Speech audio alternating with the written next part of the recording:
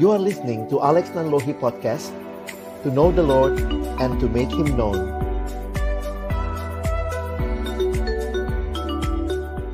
Ya, baik, selamat malam teman-teman sekalian. Senang bisa ketemu walaupun daring ya, online seperti ini. Tuhan selalu punya cara untuk menolong kita bertumbuh. Malam hari ini, mari sebelum kita bersama-sama merenungkan firman Tuhan, memberikan juga kepada kita melihat wawasan tentang sosial media, saya ajak kita berdoa. Bapa di dalam surga, kami datang dalam ucapan syukur pada malam hari ini, karena sungguh atas anugerah-Mu saja Tuhan, kami boleh berkumpul. Kesempatan kami akan bersama-sama belajar, sharing, saling mengasah. Biarlah juga Tuhan tolong, agar melalui kesempatan ini kami pun makin melihat apa yang menjadi rencana Tuhan dengan begitu banyaknya kemajuan teknologi yang terjadi kami lihat di sekitar kami. Waktu ke depan kami persembahkan dalam tangan-Mu. Dalam nama Tuhan Yesus kami berdoa dan menyerahkan pembinaan kami. Amin. Ya, saya akan coba share apa yang saya siapkan. Sebenarnya ini sangat pengantar banget begitu ya. Mungkin nanti kalau kita diskusi kali kita bisa lebih dalam lagi menggali apa juga yang mungkin saya pikir teman-teman ingin pelajari, ingin ketahui begitu ya. Nah, tapi ada beberapa bagian yang saya ingin sampaikan malam hari ini dari apa yang saya pikirkan dan renungkan. Memang pertanyaan tentang atau pembahasan tentang sosial media itu menjadi hal yang sangat gencar belakangan ini begitu ya. Dan saya pikir juga situasi yang terjadi dengan kita sekarang juga makin menunjukkan kepada kita bahwa sebenarnya manusia ini adalah makhluk yang berkomunikasi. Ya, kira-kira seperti itu. Saya kuliah S1-nya komunikasi. Jadi waktu mempelajari fenomena manusia berkomunikasi itu menarik ya. Sosial media menjadi perpanjangan tangan atau perpanjangan kehadiran manusia untuk berkomunikasi, ya. Sehingga saya pikir selama manusia adalah masih makhluk yang berkomunikasi, maka sosial media atau apapun bentuknya itu akan menjadi hal yang penting buat manusia. Nah, situasi ini jadi menarik karena kita juga lihat Yesus kan pernah jadi manusia gitu ya. Jadi kalau pertanyaannya what would Jesus do in social media, mungkin gambar ini jadi menarik juga waktu saya perhatikan ya.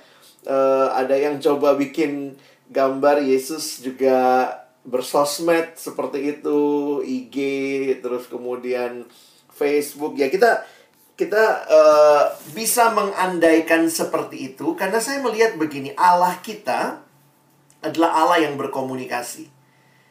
Jadi kalau kita belajar sejarah Alkitab, teman-teman akan melihat loh, Allah tuh sangat kreatif dalam berkomunikasi kepada manusia. Dia pakai segala macam cara. Ketika kitab Mazmur misalnya, pasal 19, Mazmur 19 ya, nomor 19 mengatakan bahwa Allah menceritakan kemuliaan Allah. Cakrawala memberitakan pekerjaan tangannya. Hari meneruskan berita itu kepada hari. Jadi mau menunjukkan bahwa Allah menggunakan berbagai media yang ada untuk menyatakan dirinya kepada manusia.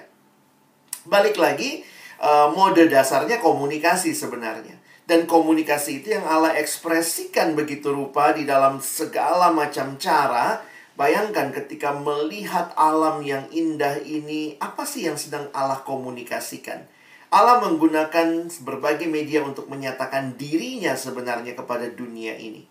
Dan kita melihat juga bahwa di dalam segala zaman, Tuhan tuh berbicara kepada manusia.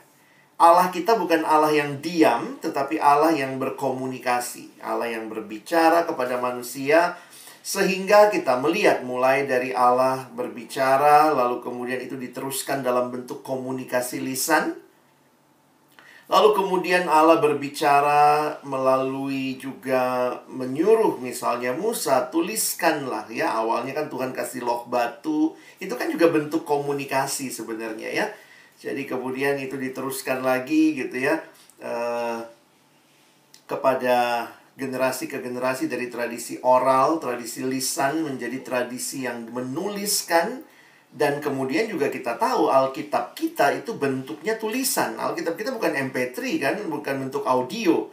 Nah, itu juga bentuk yang Tuhan komunikasikan kepada kita. Jadi sebenarnya kalau ditanya gitu ya, apakah Tuhan Yesus bakal hidup sekarang bakal bersosial media? Saya sih bisa mengatakan hampir pasti iya begitu ya. Karena segala bentuk komunikasi Tuhan sudah pakai sepanjang zaman.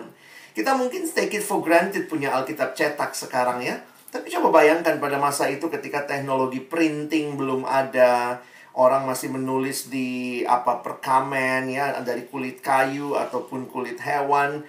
Dan itu semua teknologi. Jadi kalau kita melihat bahwa Tuhan tidak anti dengan teknologi, tetapi Tuhan paling tidak saya melihat menolong manusia menemukan teknologi untuk sebenarnya mengkomunikasikan dirinya kepada kita. Perkembangan mesin cetak, atau kalau kita lihat reformasi Protestan yang dilakukan Martin Luther, itu ditolong sekali oleh perkembangan mesin cetak.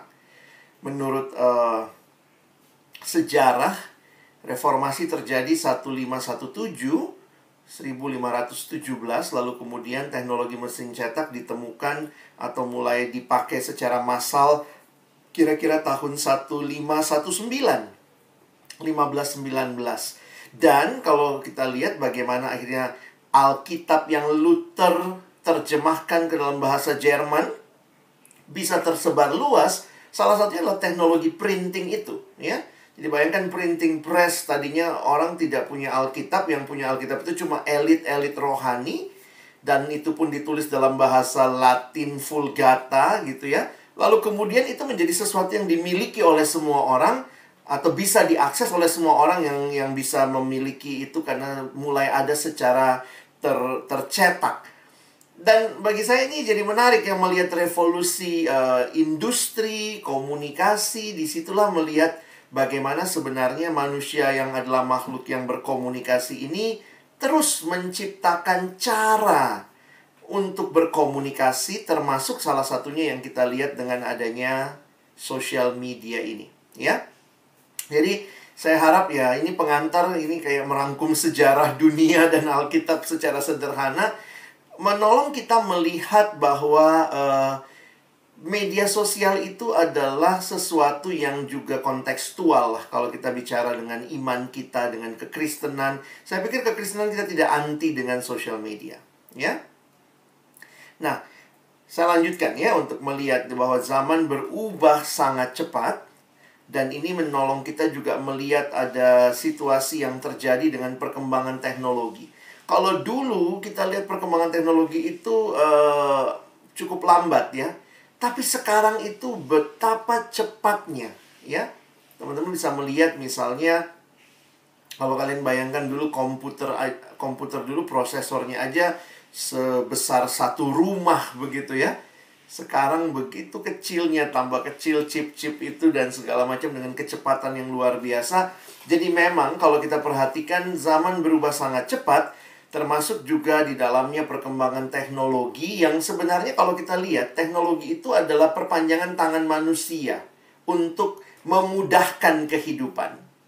Jadi kalau kalian perhatikan, sebenarnya fokus dan objek utama yang mau ditolong adalah manusia.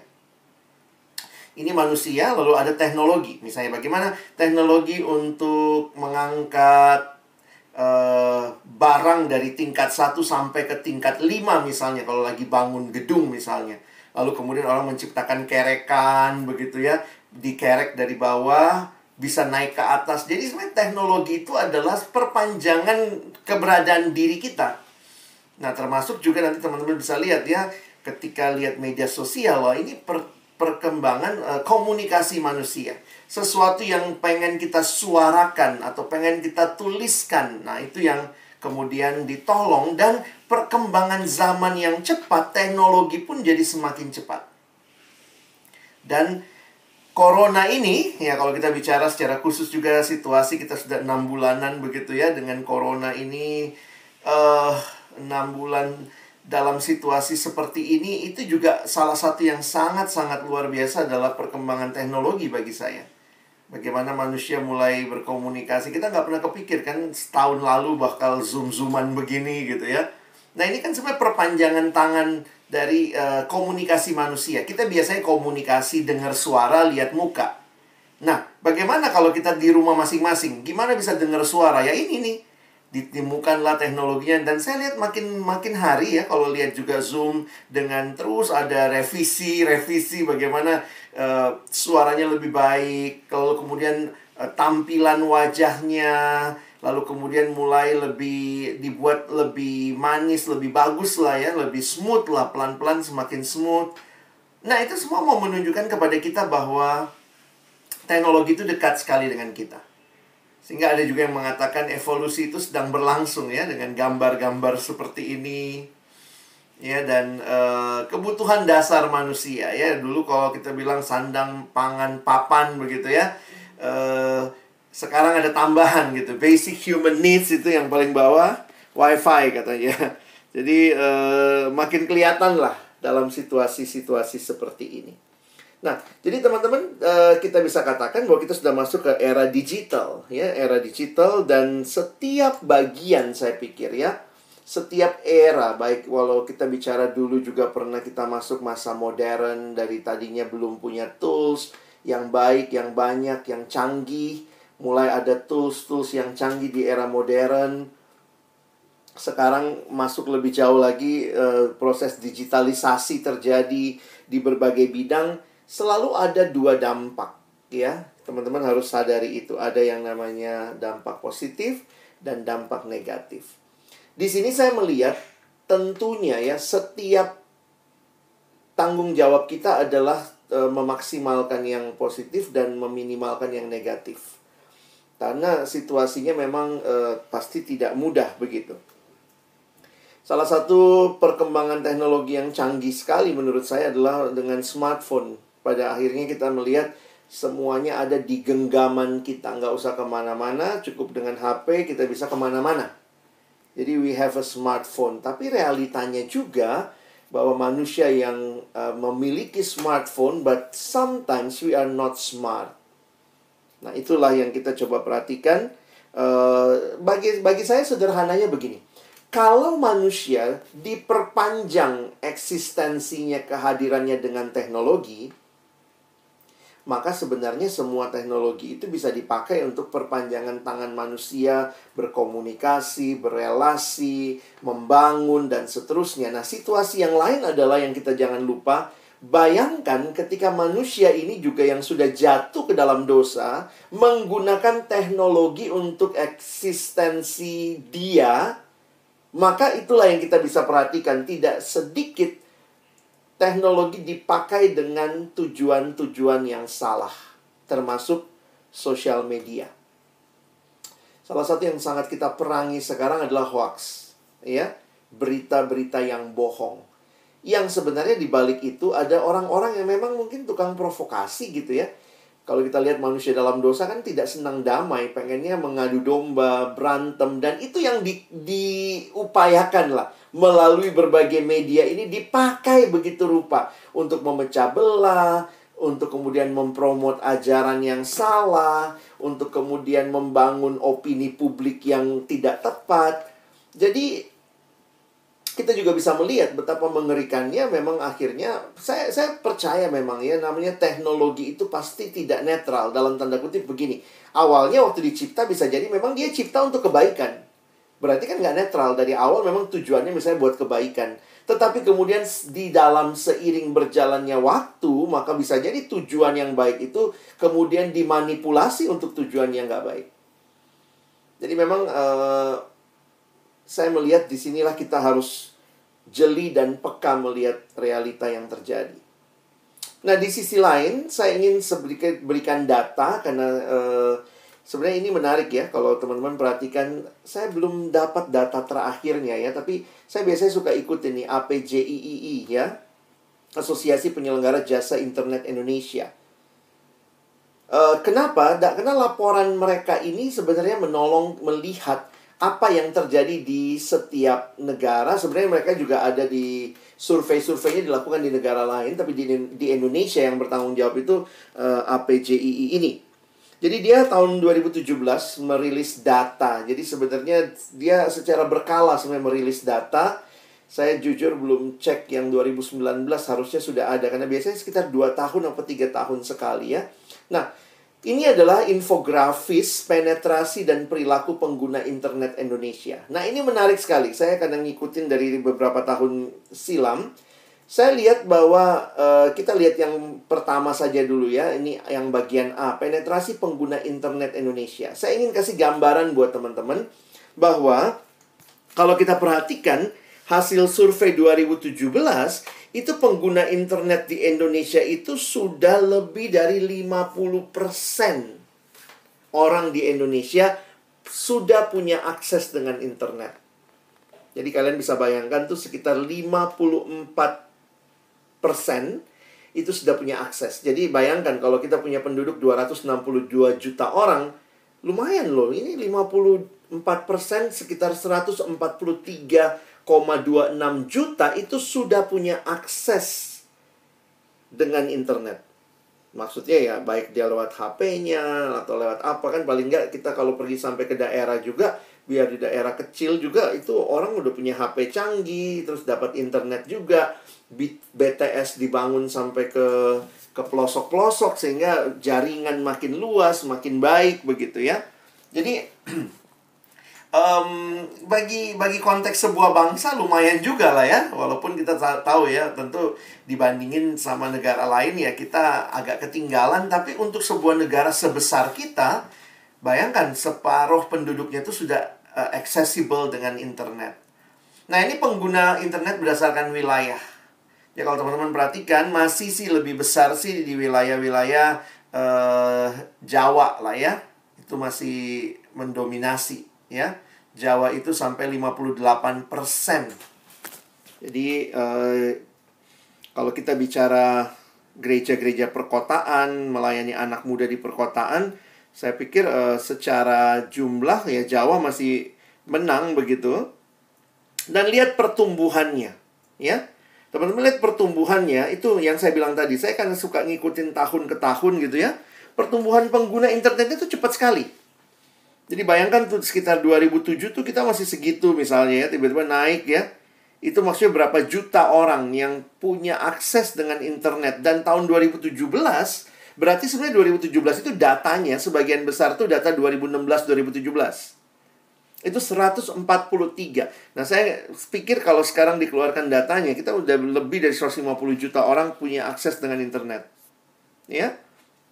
Berdasarkan usia. Nah, ini menarik untuk lihat ya. Berdasarkan usia yang paling banyak, nah, teman-teman bisa lihat ya. Usia 13 sampai 18 tahun. Jadi memang usia-usia internetan lah, kira-kira begitu ya.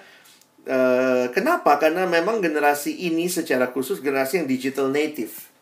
Memang lahirnya dalam dunia digital, beda sama generasi yang lebih tua. Saya termasuk transisi, saya masih digital immigrant ya. Saya pernah ada di masa tidak ada internet, lalu kemudian mulai ada internet. Teman-teman kan rata-rata lahirnya sudah ada internet. Soal cepat nggak cepat itu nomor 2, tapi sudah ada internet, kira-kira begitu ya, dengan beda usia yang cukup jauh misalnya. Nah, jadi kalau kita perhatikan, tetap bagi saya rentang terbanyak itu sampai sekitar 34 tahun. Kalau kita tarik skalanya. Berdasarkan jenis kelamin, nah masih pria mendominasi. Secara ini Indonesia ya. Lalu kemudian berdasarkan pendidikan. Menariklah data APJI ini setiap kali dikeluarkan. Teman-teman bisa lihat, nah menarik juga ya, yang tingkatan S2, S3 itu lumayan lebih banyak ya. Nggak tahu apa karena berkaitan sama kepintaran atau seperti apa, nggak bisa kelihatan jelas, tapi ini kira-kira surveinya. Nah, berdasarkan karakter kota atau desa atau urban, maka memang masih lebih banyak, 72% itu di perkotaan ya, di urban. Nah, itu bicara penyebarannya, ya, bicara penetrasi pengguna. Nah, sekarang bagaimana mereka menggunakannya? Nah, itu tadi, kita bisa bilang canggih banget ya. Kita udah masuk kemana-mana, kita udah banyak orang yang aksesibel dengan hal itu. Tapi sekarang kita lihat perilaku penggunanya. Nah, ini menarik dibandingkan di beberapa negara juga. Tapi ini data Indonesia. Kita lihat perangkatnya deh ya. Perangkat yang dipakai mengakses internet di Indonesia memang sebagian besar akhirnya ke smartphone atau tablet pribadi. Makin jarang yang menggunakan laptop. Bukan apa-apa, karena laptop kan nggak bisa accessible dibawa selamanya. Kalau kerja mungkin pakai laptop. WA juga dipindah ke laptop ya. Tapi sehari-hari kan nggak ada yang di tempat tidur bawanya laptop ya. Tapi bawanya HP, kira-kira begitu. Nah, ini masalah durasi nih. Mulai ketahuan ya. Lumayan juga tuh durasi penggunaan internet per minggu. Per minggu itu yang menjawab menggunakannya setiap hari itu lumayan banyak tuh. 65%. Sementara dalam satu hari yang lebih dari 7 jam, teman-teman bisa lihat dari situ ya. Ada yang 7 jam 26, lalu kemudian 4-7 jam 29. Nah, yang paling banyak sebenarnya 1-3 jam. Ya, jadi itu bisa kita lihat. Nah, sekarang lihat lagi. Layanan apa yang diakses? Orang Indonesia tuh paling ngapain sih? Sesuai dengan budaya kita, suka ngomong, suka ngobrol, chatting yang paling banyak teman-teman ya. Masih chatting ya. Sosial media sebenarnya nomor 2. Kita tuh chattingnya yang banyak ya, atau terus-terusan kira-kira seperti itu. Ini surveinya aja. Dan lihat tuh kayak perbankan, tadi siapa tuh kerja di bank tuh, cuman 7,39% ya. Kita lebih senang, karena kita memang budayanya oral gitu ya. Tapi itu diteruskan di dalam text message atau chatting. Oke, lihat ya, itu social media nomor 2, search engine nomor 3, lihat gambar atau foto nomor 4, lihat video dan seterusnya, download video dan seterusnya. Nah, di sini jadi menarik nih ya. Pemanfaatan dalam bidang edukasi. Ditanya ya, masalah pendidikan berapa banyak yang pakai buat baca artikel. Nah, banyak juga ternyata 55%. Lihat video tutorial 49 dan seterusnya. Kursus online. Nah, ini pasti angkanya akan meningkat dalam situasi khusus corona ini. Berkaitan dengan gaya hidup. Nah, di sini tentang sosial medianya. Menarik, teman-teman. Berkaitan dengan pemanfaatan internet untuk bidang gaya hidup, ternyata orang Indonesia masih paling tinggi adalah menggunakan sosial media. Nah, ini menarik karena di beberapa negara yang lain sosial media ada yang agak rendah. Misalnya ada yang lebih tinggi dalam hal entertainment, misalnya download musik dan seterusnya ya. Indonesia kita itu tingginya di sosial media, ya. Jadi bagi saya ini jadi menarik nih. Aktivitas terbanyak konteks bangsa kita sosial media.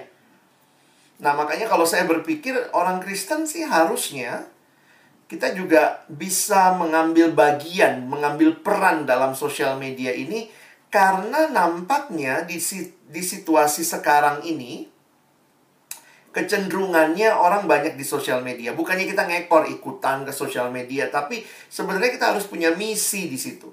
Nah, ini yang membuat kayak saya pribadi juga melihat, khususnya kalau saya di pelayanan kaum muda, dan yang banyak hal yang mereka lihat adalah misalnya sosial media, maka ya saya juga mungkin bisa memberikan warna ya. Tentunya bicara mengubah sesuatu tuh mungkin akan bicara hal yang sulit. Tetapi memberi warna terhadap isi, konten, dan apa yang bisa diakses orang di sosial media. Kadang-kadang kita nggak bisa salahkan juga. Tentu tetap salah dalam arti misalnya orang mengakses yang nggak benar ya. Tetapi di sisi lain kalau saya merefleksikan, jangan-jangan juga orang mengakses yang lain, yang porno, yang lain. Karena ternyata nggak ada secara yang Kristiani yang cukup menarik. Website gereja misalnya ya, bukan gereja GKBJ ya, saya nggak tahu. Tapi gereja-gereja tertentu, websitenya cuma digunakan untuk apa? Ya upload warta, ya upload berapa jumlah persembahan, aktivitas minggu ini, which is good gitu ya. But can we do more than that gitu ya? Karena kita sedang memakai social media juga bagi sarana pembinaan, sarana untuk menyampaikan kebenaran, kabar baik. Jadi teman-teman, internet, gadget, social media ini ya balik lagi ya, ada positif, ada negatifnya. Teman saya melakukan penelitian khusus tentang internet. Jadi bagi saya menarik hasil-hasil yang dia sampaikan. Nah, dia mencoba melihat, nah ini ada beberapa hal, ini hasil-hasil penelitian ya. Nah, ini dampak positifnya. Dampak positifnya kemudahan komunikasi dan sosialisasi, kemudahan informasi dan berita, dan kemudahan untuk belajar banyak hal, dan juga termasuk hiburan. Nah, itu dampak positifnya kita nggak bisa tutup mata lah. Ya, ini sangat-sangat baik.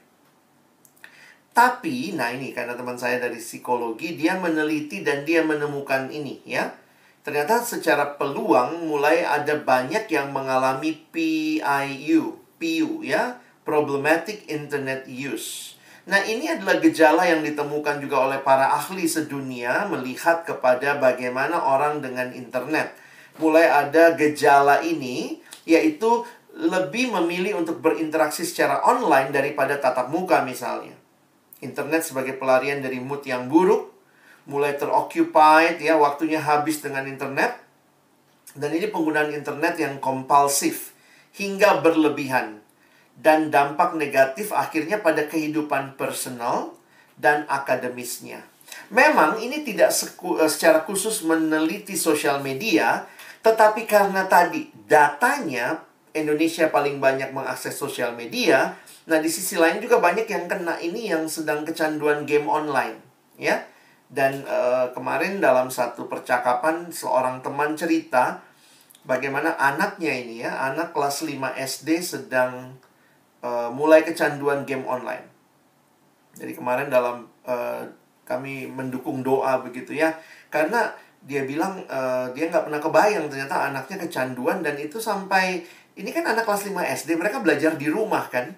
Entah mungkin juga sekarang ada laptop, ada gadget gitu ya. Ternyata tuh sambil gurunya ngajar, itu anak-anak muridnya tuh bikin room game online, main game bareng gitu, mabar gitu sambil gurunya menerangkan begitu.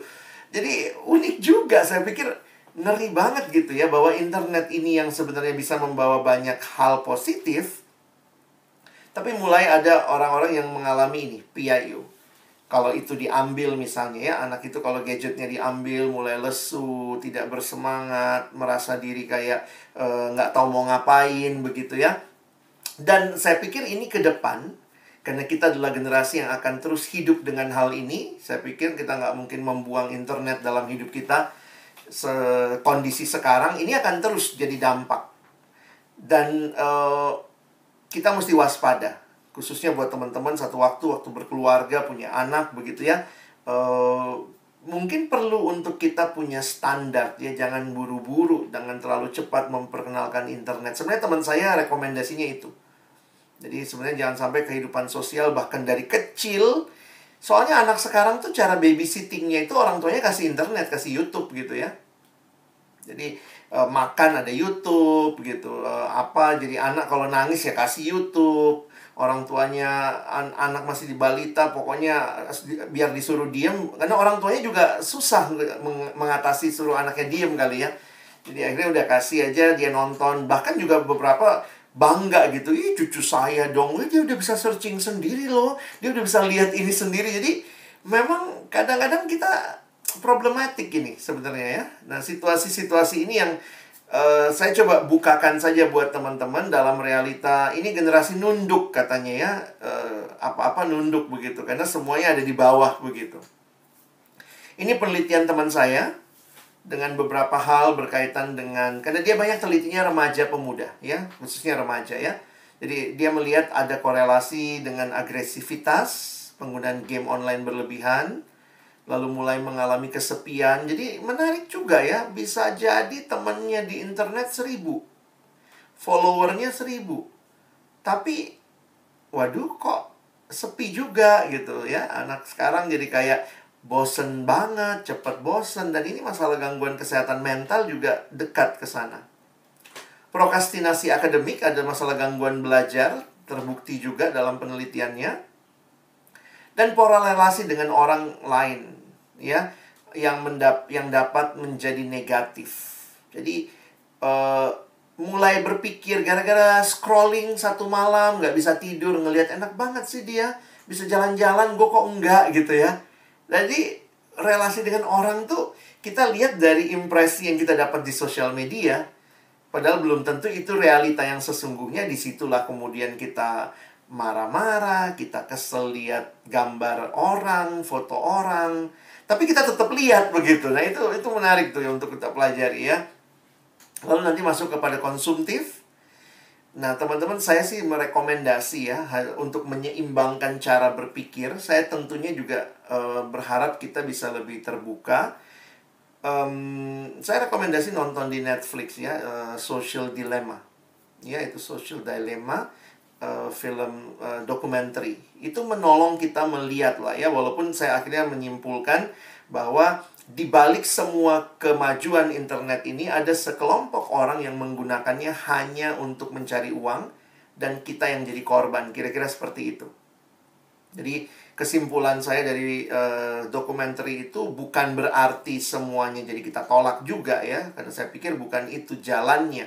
Tapi mari jadi smart dalam penggunaan social media. Nanti teman-teman bisa lihat lah ya, saya nggak spoiler di sini. Yang belum nonton di Netflix silakan ya, habis tonton nanti coba discuss begitu. Dan ini juga balik lagi perpanjangan dari diri manusia yang pengen melihat relasi, apalagi kalau keintiman mulai ada yang jatuh dalam cybersex, lalu kemudian cybercrime, cyberbullying. Nah ini semua ada dalam data-data penelitian. Jadi lockout is the hardest button to click. Bahkan sekarang kita coba deh, tahu nggak di mana tombol lockoutnya Instagram? Kadang-kadang kita kan nggak tahu di mana tombol lockoutnya. Itu dibuat begitu rupa sampai kita nggak usah ke sono begitu. Kita juga udah nggak tahu gimana cara lockout Facebook. Kita tuh dibiasakan bahwa Facebook selalu terhubung, Instagram selalu terhubung, nggak pernah kita lockout. Zaman dulu kan kayak email ya, kalau mau akses baru login, nanti kemudian lockout. Kita sekarang nggak tahu lockoutnya di mana. Jadi kita akan selalu terhubung. Nah sehingga saya mau masuklah kesimpulan-kesimpulan yang bisa kita pikirkan. Seharusnya sikap kita bagaimana? Di Alkitab ada nasihat seperti ini. Sebab segala sesuatu halal bagiku, tetapi bukan semuanya berguna. Segala sesuatu halal bagiku, tetapi aku tidak membiarkan diriku diperhamba oleh suatu apapun. Memang konteks Paulus bicara ini bukan internet. Belum ada waktu itu. Bukan social media. Paulus lagi bicara bagaimana berhadapan dengan jemaat, khususnya dalam kaitan dengan pergumulan mereka yang ada, baik tentang percabulan, baik tentang penyembahan berhala, ya, makanan persembahan kepada berhala. Nah, prinsip ini muncul. Dan bagi saya bisa kita pakai nih ya. Kalaupun segala sesuatunya boleh gitu, halal bagiku, tapi apakah itu berguna? Kalaupun itu halal, boleh, tapi apakah aku sedang diperhamba atau tidak? Nah, disinilah kita harus bisa membedakan apa yang berguna dan mana yang nggak berguna. Saya kalau bawain ke anak SMA, karena saya biasanya presentasi gini ke anak SMA ya, anak SMA, SMP, kalian pasti udah lebih senior ya. Tapi mungkin kita perlu diingatkan. Misalnya, apakah mengakses sosial media seharian bergunakah? Curhat di sosial media bergunakah? Nonton drama Korea atau main game online sampai lupa waktu? Tentu nonton nggak apa-apa ya. Saya juga ikut nonton kok gitu ya. Tapi kalau sampai lupa waktu, sampai akhirnya hidup kita teroccupied hanya nonton begitu. Main game hanya cuman itu kerjaannya begitu. Berguna apa tidak? Lalu tiap beberapa menit cek HP. Kadang-kadang juga tanpa sadar saya waktu nulis ini ya, gue juga begitu ya. Kayak nggak bisa lihat notifikasi gitu ya. Makanya kita tuh notifikasi jarang lah ya kita set bener-bener off gitu. Karena kita pengen selalu terhubung dan seterusnya. Nah, salah satu pergumulan problematik nanti adalah dalam penggunaan waktu. Karena memang kita hidup di dalam waktu, ya. Apakah memang kita sudah menggunakan waktu-waktu kita untuk hal yang berguna? Jangan-jangan memang kita spend waktu kita yang mungkin tadi dibilang 1-3 jam. Coba sekarang kita gabung 1-3 jam, mungkin itu baru sosmednya doang. Belum nonton Netflixnya, belum nonton yang lainnya, belum lagi kerjanya, dan semua itu terhubung dengan internet dan sekitarnya. Ya, hal apa yang berguna? Ya mungkin ini kayaknya anak SMA banget ya. Kalau saya ajarin, ayo download Alkitab gitu, bahan renungan dalam gadgetmu. Tapi ini akhirnya juga saya melihat jangan-jangan juga banyak yang tidak melihat ini jadi penting begitu. Saya pikir kalau kita berharap kita terus diisi oleh kebenaran firman Tuhan ya, mungkin kita juga bisa setting yang pop up itu ayat-ayat Alkitab begitu ya. Notification sehingga kita cari lagi apa sih gitu ya. Nah saya sih mengharapkan teman-teman juga bisa dengan baik lah ya menggunakan gadgetmu ya. Cari materi yang menambah wawasan kita, membuat kita makin belajar sesuatu. Tentu materi itu banyak banget, internet itu luas banget, kayak nggak bertepi begitu ya. Tapi apa sih isinya yang perlu buat kita, menambah wawasan kita seperti apa? Nah terus ini buat teman-teman yang mungkin masih merasa cukup alergi atau apa ya, coba mulailah men-sharingkan. Mungkin kalau kita merasa firman Tuhan kayaknya nanti kalau gue tulis begitu kayaknya Kristen banget atau apa, ya cobalah mengekspresikan imanmu melalui sosial media itu. Tentu memang buat kalian yang baru memulainya atau tidak biasa melakukannya akan jadi rasanya gimana. Tapi saya berpikir begini, di sisi yang lain banyak orang-orang yang membutuhkan Tuhan, dan kita tahu persis itu.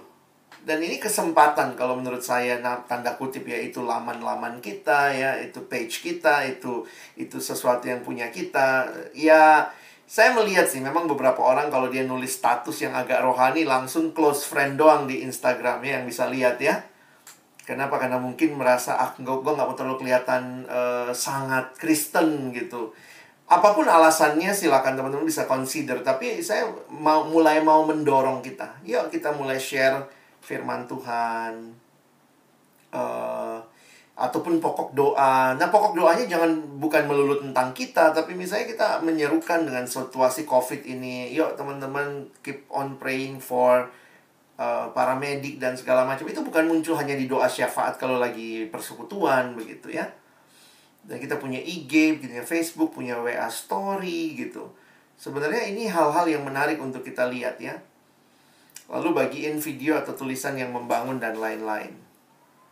Nah mungkin ini sedikit tips and trick aja ya, yang perlu diingatkan pada kaum muda ya. Saya biasanya karena ini ke anak SMA presentasinya, apapun yang kamu bagikan kepada publik melalui sosial media akan berdampak langsung atau tidak langsung. Beberapa anak mungkin melihat ini kan, ini page-page gua gitu, ini akun-akun gua gitu ya. Sehingga di situ mungkin dia maki-maki, dia apa gitu, dia juga mengekspresikan kekesalannya, menumpahkan emosinya. Tapi jangan lupa, walaupun itu sangat pribadi, itu punyamu, tapi begitu kamu ekspresikan ke publik, itu jadi milik publik. Karena itu ada undang-undang ITE misalnya yang mengatur, kamu kesel, gue kesel banget sama si ini, kamu sebut namanya. Begitu kamu posting, bisa terjadi pencemaran nama baik. Karena itu bukan di hati ya, tapi kamu udah ekspresikan. Sehingga saya harus ingatkan hati-hati dengan hal-hal seperti ini ya. Ya ini juga buat gereja-gereja ya. Kita juga bicara hati-hati dengan khotbah-khotbah yang mungkin tanpa sadar kalau nggak difilter. Karena ini sekarang kayaknya semua kan khotbah online ya. Tapi jangan-jangan tanpa kita sadari kita nyinggung orang lain, kita nyinggung kelompok tertentu, kita menyinggung agama tertentu. Nah itu bisa jadi bumerang ya, walaupun itu kan itu di website gereja kami gitu, itu kan di YouTube-nya gereja kami. Tapi jangan lupa begitu diposting itu sudah jadi milik publik ya. Jadi sosial media harus ada etika. Mungkin bukan masalah boleh nggak bolehnya, tapi ini masalah etikanya ya. Karena kita ada di satu ranah yang baru untuk berkomunikasi. Lalu masalah data, hati-hati dengan orang yang tidak dikenal dan informasi pribadi yang kamu bagikan di sosial media. Ya, biar bagaimana kita semua terkait. Dan nanti kalau sudah nonton Social Dilemma, teman-teman bisa melihat sebenarnya memang tidak mudah. data kita udah terekam, apa yang kita suka, berapa lama kita melihat sesuatu, semua itu udah terekam sebenarnya. Yang kalau gampang sekali kita dimanipulasi, dimanfaatkan. Nah, saya suka lihat itu, sebenarnya banyak yang kalau anak muda lebih cerdas ya, tapi orang tua yang seringkali begitu lihat sesuatu pop up diikutin, diklik begitu ya. Coba mungkin mama kita atau mungkin tante kita, om kita, papa kita yang mungkin sudah berumur senang sih lihat Facebook, lihat apa, tapi semua yang muncul diklik, semua yang muncul diklik gitu ya. Dan waktu diklik itu kemudian tanpa sadar mungkin ngasih nomor handphone atau apa, itu jadinya sesuatu yang makin lama makin masuk ke wilayah yang tidak privat tapi mulai terbuka ke publik. Ya, bagi kita orang muda, kalimat Alkitab jelas. Didiklah orang muda menurut jalan yang patut baginya. Maka pada masa tuanya pun ia tidak akan menyimpang daripada jalan itu. Mari beri diri dididik. Mungkin kita berpikir, loh kok ini kayak malah membatasi apa yang saya suka, apa yang saya mau. Tapi jangan-jangan kalau kita tidak waspada, yang terjadi begini. Ya, kita bisa menyimpang. Makanya dari sekarang kita mesti punya balance, kita punya batasan. Secara khusus saya kaitkan sama gadget aja kali ya. Jangan jadikan gadgetmu itu sebagai Tuhan yang menguasai hidupmu. Jangan sampai engkau diperhamba oleh gadget, tapi jadilah Tuhan yang menggunakan gadgetmu dengan bijaksana. Di dalam mitologi Yunani ada dua tokoh yang menarik sekali dalam kaitan dengan cermin, ya. Kalau teman-teman lihat, yang pertama itu memang nggak cermin langsung ya, tapi cerita tentang Narcissus atau Narcissus begitu ya. Dari kata itu kita dapat kata narsis. Jadi digambarkan Narcissus adalah pria yang sangat ganteng. Ya, dia katanya kena kutukan dewa sih ya, sampai akhirnya dia selalu terpesona sama bayangannya sendiri. Nah, setiap kali dia mau minum dari air gitu ya, misalnya dia pergi ke danau, dia lihat bayangannya, lalu dia mulai jatuh cinta kepada bayangannya. Waktu dia lihat, dia pandangin, dia mulai ajak ngobrol gitu ya, bayangannya. Dia sentuh, hilang. Air tersibak, lalu kemudian hilang. Dia tunggu bentar ada lagi, terus dia ajak ngobrol. Dan dalam cerita mitologi Yunani, orang Yunani itu orang Yunani itu ngajarin anaknya pakai cerita. Lihat tuh, si Narcissus ketika dia jatuh cinta sama bayangannya sendiri, dia akhirnya jatuh ke dalam air dan akhirnya mati. Itu ceritanya. Jadi sebenarnya orang Yunani mau ngajarin ke anaknya, ketika kamu mencintai dirimu sendiri gitu ya, kamu mati. Kalau teknologi itu adalah perpanjangan diri kita, extent of ourselves. Tapi ketika kita sangat fokus kepada teknologinya, itu bisa-bisa seperti Narcissus. Melihat cermin itu, dia terjebak sama cerminnya. Dan dia kemudian mati karena cermin itu sendiri. Sementara di cerita yang lain adalah cerita Perseus yang melawan Medusa. Ya, Medusa kita tahu, cewek dengan ular-ular di rambutnya itu ya. Dimana setiap yang melihat Medusa akan berubah jadi batu. Nah, pada waktu itu ketika Perseus berhadapan dengan Medusa, yang dia pakai akhirnya adalah cermin, ya. Ketika Medusa melihat Perseus mau jadiin dia batu, Perseus kemudian ambil cermin. Jadi Medusa melihat cermin dan Medusa jadi batu. Dari dua cerita ini, Narcissus dan Perseus ini sama-sama berhadapan dengan cermin. Yang satu tahu menggunakan cermin itu, yang satu terjebak dengan cermin itu. Sehingga ini nasihat buat kita berkaitan dengan internet, gadget, sosial media. Kita tuan, kita bukan hamba dari ini semua, ya.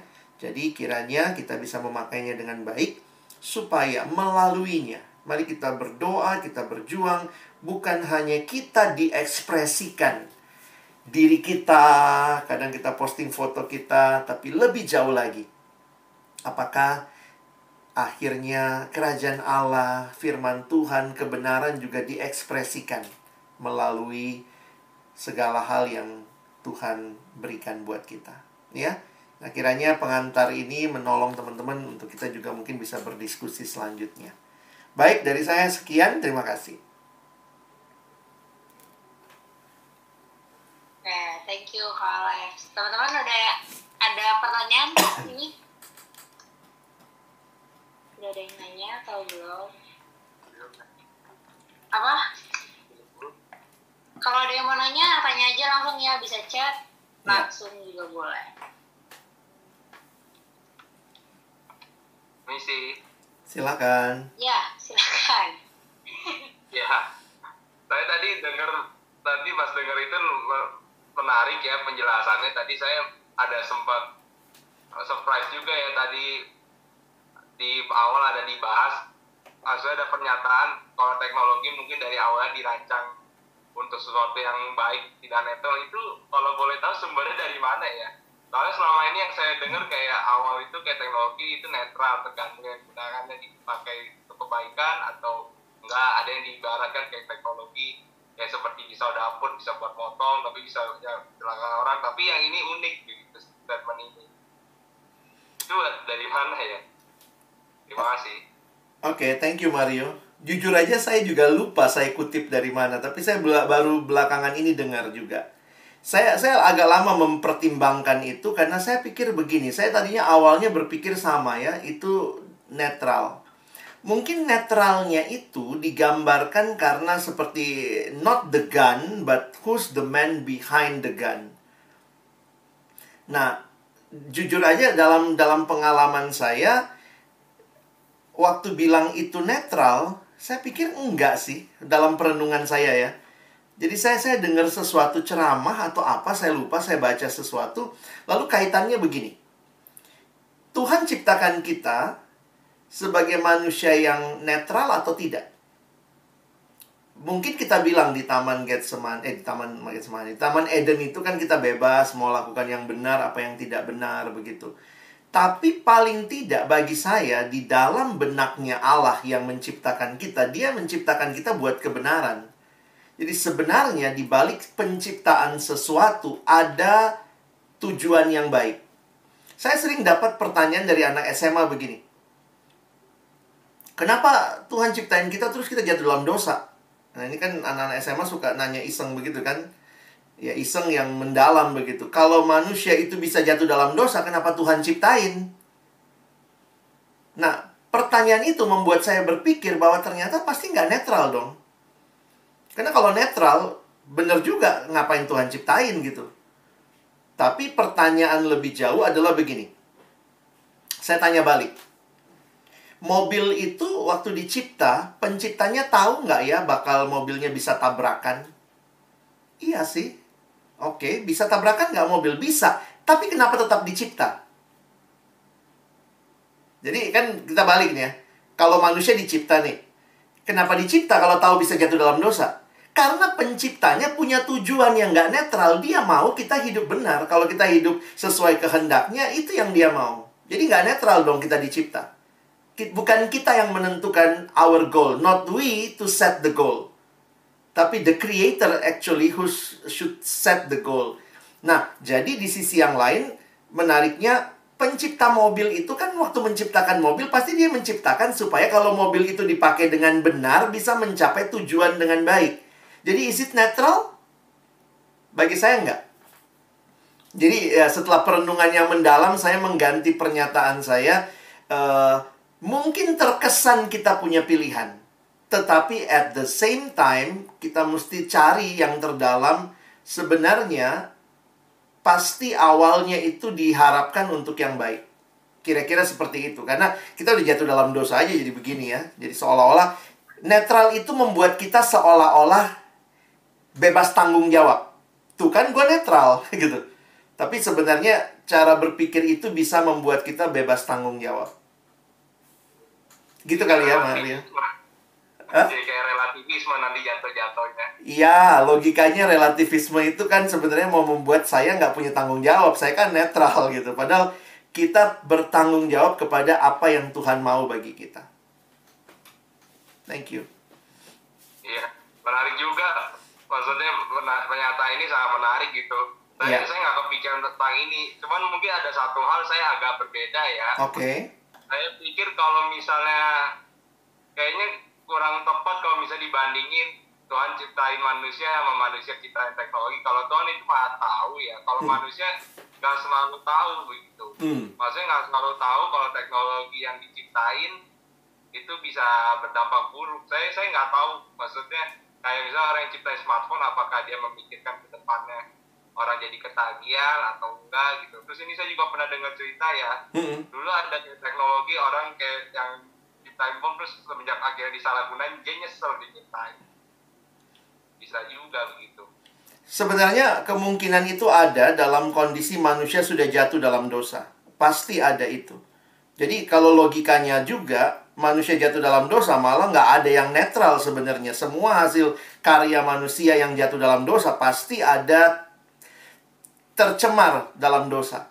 Cuma saya melihat doktrin penciptaan dan doktrin kejatuhan dalam dosa, manusia tuh rusaknya bukan absolut, tapi total. Jadi kerusakan total membuat manusia masih punya ekspresi kebaikan.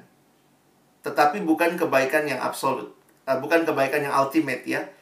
Jadi bagi saya akhirnya, mau kamu sudah jatuh dalam dosa, kamu kemudian sudah ditebus, itu menolong kamu harus melihat sebenarnya nggak ada yang netral dalam semua penciptaan. Dia bisa ciptain itu untuk hal yang buruk. Tapi dia juga bisa ciptain itu untuk hal yang baik. Karena itu adalah anugerah umum. Ya, kebaikan itu jadi anugerah umum. Oke? Ya. Oke, kita ada next pertanyaan nih. Ya. Jadi, ini mau yang Koko share dulu atau? Gua benar. Oke, bentar. Buka. Nah. Nih, jadi pertanyaannya adalah bagaimana kita harus bersikap dengan banyaknya pandangan gaya hidup yang ditawarkan melalui media sosial.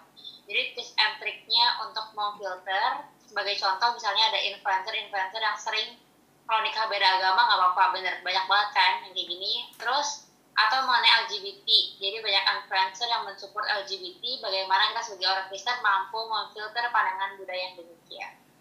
Thank you. Untuk bertahan di dalam dunia ini, saya pikir jangan langsung melihat hanya kepada apa yang menginfluence kita tanpa punya pertahanan diri yang baik. Ada 3 modal yang Tuhan kasih sama kita sebenarnya. Kalau kita ingat ya, ada 3 hal yang sebenarnya Tuhan berikan untuk kita bertahan dengan segala macam influence. Yang pertama, Tuhan kasih Roh-Nya yang kudus. Setiap kita yang sudah terima Yesus dalam hidup kita, ada Roh Kudus di hati kita.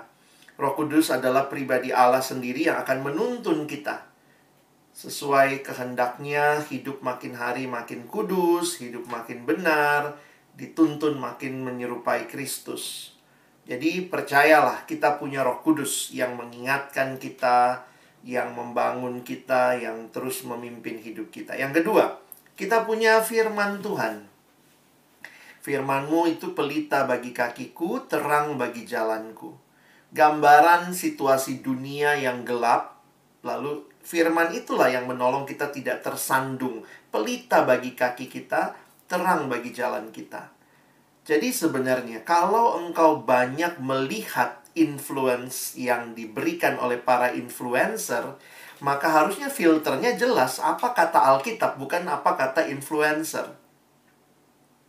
Makanya saya juga mendorong sebenarnya ya, ayolah posting hal-hal yang bisa membuat orang melihat apa kata firman Tuhan. Karena orang Kristen gitu sih ya, tanpa sadar kita bersembunyi di balik kekristenan kita, kita malu, kita takut. Padahal kita punya, we have the influence. Tuhan bilang kamu tuh garam dunia, kamu tuh terang dunia. Kita born in Christ as an influencer. Coba ingat. Apa tujuannya garam? Apa tujuannya terang? Memberi pengaruh. Jadi kalau yang lain berusaha jadi influencer, kita itu waktu diselamatkan, kita disuruh, kita sudah jati dirinya influencer. Nah, kita mesti influence dunia ini dengan apa? Dengan nilai kebenaran. Makanya jangan posting lalu kemudian cuma close friend yang bisa lihat. Lucu gitu ya. Kadang-kadang saya mikir, what is that for? Ya sorry ya, mungkin kita beda pendapat di sini, tapi maksudnya saya lagi melihat begini. Kalau di tempat-tempat itu begitu banyak influence yang tidak sesuai firman, di mana gereja? Di mana orang Kristen? Walau bicara gereja bukan institusinya ya. Kita sedang kasih influence apa? Jadi jangan salahkan dunia menginfluence anak-anak remaja pemuda kita tanpa kita juga memberi influence gitu ya. Jadi sisi yang lain bagaimana firman Tuhan. Dan yang ketiga, kita punya komunitas. Ini 3 modal yang Tuhan kasih. Rohnya yang kudus, Dia kasih firman, dan Dia kasih komunitas yang sama-sama berjuang hidup benar, hidup kudus. Jadi kalau ada sekian banyak orang dengan influence itu, yuk kita bikin juga komunitas yang mungkin nggak mesti sebesar itu. Tapi paling tidak ada orang-orang yang tidak mau hidup dengan nilai-nilai influencer itu. Sekarang kayaknya gampang banget ya. Menikah atau hamil duluan sebelum nikah, nggak apa-apa, yang penting tanggung jawab. Is that Christian? Is that biblical gitu ya? Dan itu kayak ya seperti yang teman-teman bilang, LGBT lah, kayak kita mesti menerima, kita harus toleran, ini hak asasi. Kalau hak asasi, jangan-jangan kita sendiri nggak ngerti apa itu hak asasi ya. Karena hak asasi membuat kita melepaskan diri dari pencipta kita, itu bukan hak asasi. Kita bukan makhluk yang independen. Diciptanya aja menunjukkan kita bergantung kepada yang mencipta. Jadi, teman-teman jangan takut dengan influencer, tapi belajarlah menghidupi statusmu sebagai influencer yang sudah Tuhan kasih. Nah, disitulah kelihatan postinganmu mungkin. Jadi, saya suka berpikir begini. Apa yang ada di hati itu kan yang kita ucapkan. Kadang-kadang kalau nggak muncul di hati, nggak muncul di ucapan. Tapi kalau begitu, kalau nggak muncul di postingan, jangan-jangan juga dia nggak kepengen menyampaikan itu. Kira-kira seperti itu ya. Walaupun tentu, pasti kita punya concern beda-beda ya. Saya misalnya nggak terlalu suka dengan polemik orang berdebat gitu. Saya pikir saya memberikan, ini aja, ini pendapat saya. Jadi itu sesuatu yang I state, bukan meng-create polemik. Tapi ada orang-orang, ada teman-teman saya, beberapa YouTuber Kristen itu memang seneng. Dia mengangkat itu sebagai isu yang mencerahkan kita. Saya pikir ya setiap orang dengan panggilannya, yuk bersaksi di dunia medsos ya. Oke, thank you Alex. Oh nih ada pertanyaan lagi. Salah nggak punya perasaan ini FOMO apa ya? Fear of missing out. Baru dengar. Makanya selalu update lewat sosial untuk mengatasi hal tersebut. Oh oke. Tuh. Nah, ini sebenarnya begini ya. Mungkin kalau teman-teman tertarik nanti bisa cek juga. Beberapa waktu yang lalu saya sempat ngisi juga dalam satu, nanti saya lupa ya persisnya. Oh, ada di YouTube, salah satu di YouTube-nya Perkantas Jawa Timur. Saya waktu itu mengisi bersama dengan Christopher Tapiheru. Kita bicara tentang mengapa melayani di media sosial lah. Nah, yang menarik bagi saya sebenarnya begini. Dalam percakapan kami, ini bicara motivasi. Apa sih motivasinya kita bersosmed? Nah, poinnya adalah kalau motivasi-motivasi yang tanda kutip ya, fear of missing out. Sorry, suaranya udah kedengeran? Iya.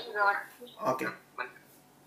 Jadi kalau motivasi kita bersosmed itu fear of missing out dan segala macam, kita motivasi yang nggak murni, atau kita hanya sekedar pansos, panjat sosial, pengennya banyak follower, pengennya banyak yang ngeliat, kalau kita posting banyak yang nge-like, sebenarnya hati-hati juga.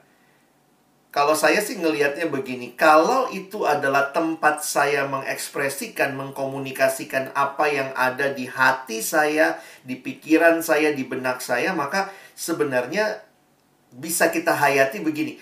Itu sesuatu yang memang kita mau bagi. Soal ada yang ngeliat, kayak nggak ada yang ngeliat, kayak itu nomor 2. Jadi sebenarnya bagian itu ya, jaga hati juga. Kita juga mesti, saya mendorong juga kali ya, buat teman-teman yang mungkin juga sudah kecanduan gadget dan medsos, mungkin juga kita, karena kita orang Kristen gini ya, we know the limit. Kamu yang tahu limitmu seperti apa. Jangan-jangan nasihat bagi teman-teman saat ini adalah bukan meneruskan sosmedmu dulu, tapi mungkin saya bilang coba puasa sosmed 3 hari. Mungkin bisa begitu. Karena masalahnya adalah, ini bukan masalah saya kalau nggak sehari pun nggak posting, nanti saya nggak catch up dengan yang lain atau apa. Bukan itu sebenarnya, bukan. Saya membiasakan diri sebenarnya posting tiap hari. Tapi postingnya tiap hari pun ya yang pasti yang saya posting itu adalah saat teduh. Apa yang saya baca, saya cuma copy paste saja. Saya share, ternyata beberapa orang melihat.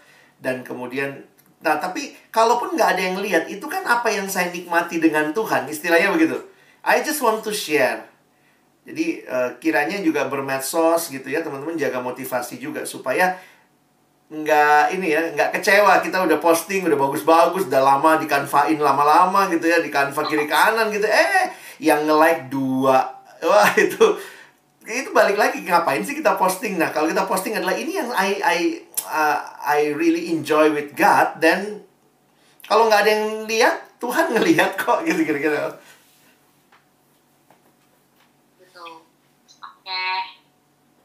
Ini tadi ada satu pertanyaan lagi ya? Iya.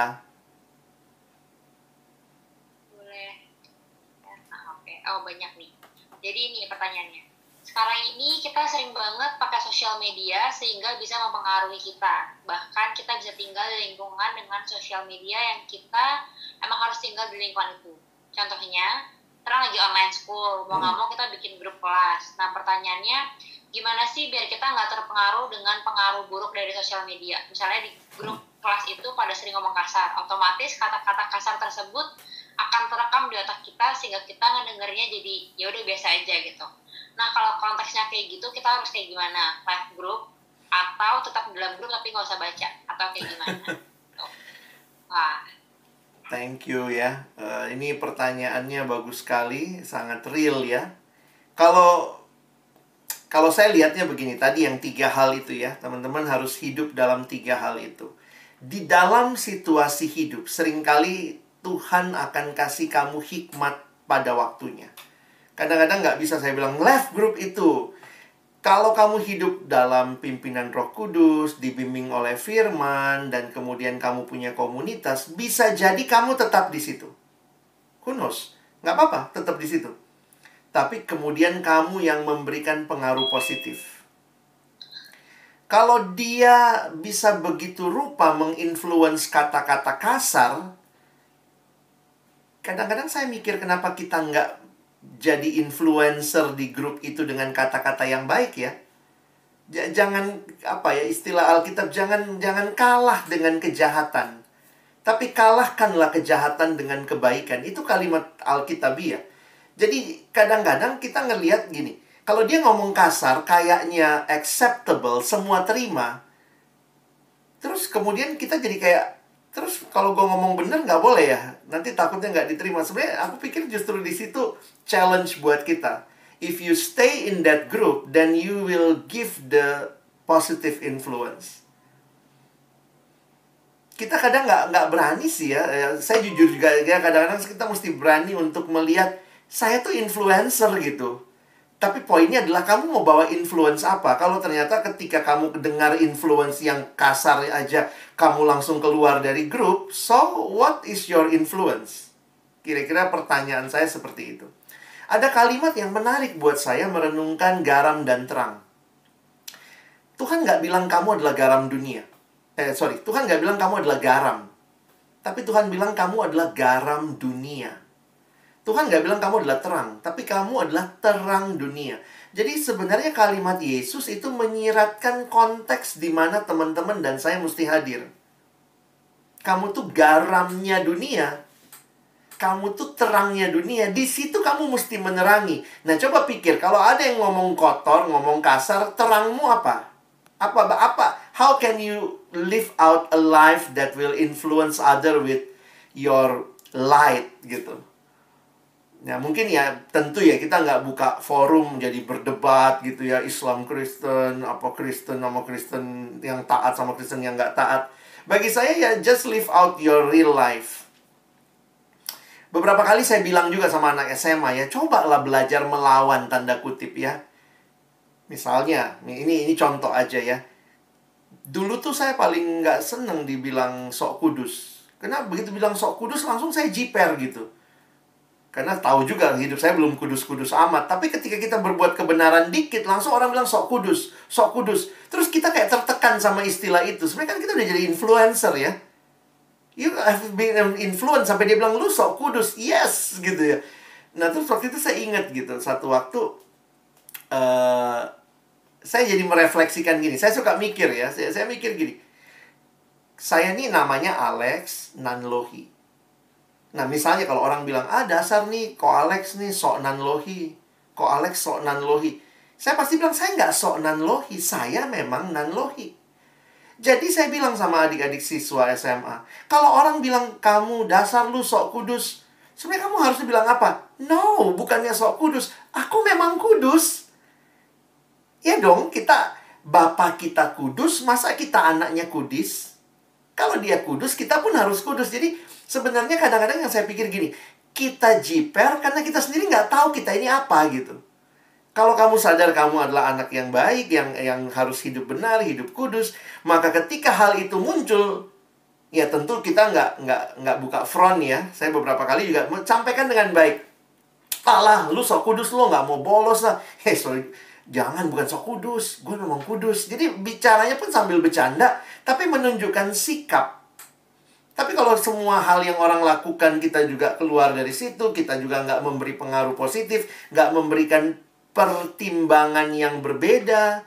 Nah, itu yang saya lihat, jangan-jangan orang Kristen kita pun nggak sadar kita ini siapa. Mungkin itu. Oke, jadi kita next ke pertanyaan selanjutnya. Oke. Tapi Kak Alex tadi suaranya agak mendem nih. Jadi mendem, mendem nggak gitu. Sekarang udah? Sorry, saya pakai. Masih mendem. Sebentar.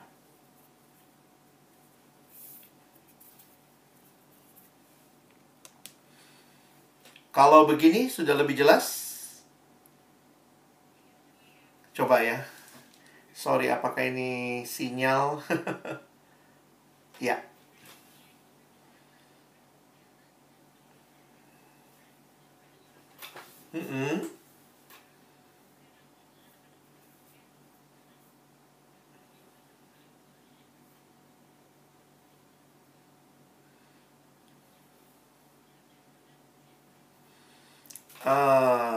Nah ini ya, bagaimana menghadapi teman-teman yang kecanduan internet, khususnya yang SMP dan seterusnya. Saya jujur aja masih juga cari cara ya. Karena bagi saya begini, ini generasi yang nggak bisa lepas dari internet juga. Secara belajarnya lewat internet, kelas online semua. Jadi caranya mungkin, nah ini, di setiap keluarga tuh beda-beda. Makanya saya sangat mendorong sebenarnya begini, sebaiknya ada mentor. Atau buat kita yang teman-teman di GKBJ kan biasanya punya kelompok kecil ya. Itu tuh satu cara Tuhan yang efektif menolong kita. Baik banget kalau ada grup yang seperti itu. Jadi ada teman-teman, komunitas yang saling berbagi, saling mengingatkan. Dan kadang-kadang begini ya, bisa jadi cerita saya menginspirasi kamu melihat dirimu. Kira-kira seperti itu. Termasuk juga ketika, karena saya juga lihat ada yang coba dengan begini, batasin penggunaan, anaknya 1 hari berapa lama. Tapi kalau udah SMP kan agak susah ya. Masa HP-nya mau diambil jam-jam tertentu? Itu juga pasti agak sulit. Nah, makanya saya melihatnya ya secara pribadi begini. Pada saat yang sama, bangun hidup di dalam Tuhan juga. Supaya orang yang hidup di dalam Tuhan adalah orang-orang yang mengerti ada otoritas di luar dirinya. Bagi saya menarik ketika misalnya ya, anak udah nggak mau denger orang tua, udah nggak mau denger guru. Tapi kadang-kadang kalau yang menasehati temennya atau koko cicinya dalam pelayanan, kadang-kadang juga berguna juga tuh, bisa masuk juga. Jadi caranya waktu masuk bukan dengan otoritas orang tua, guru gitu ya, tapi masuk dengan sahabat yang sama-sama punya pergumulan yang sama.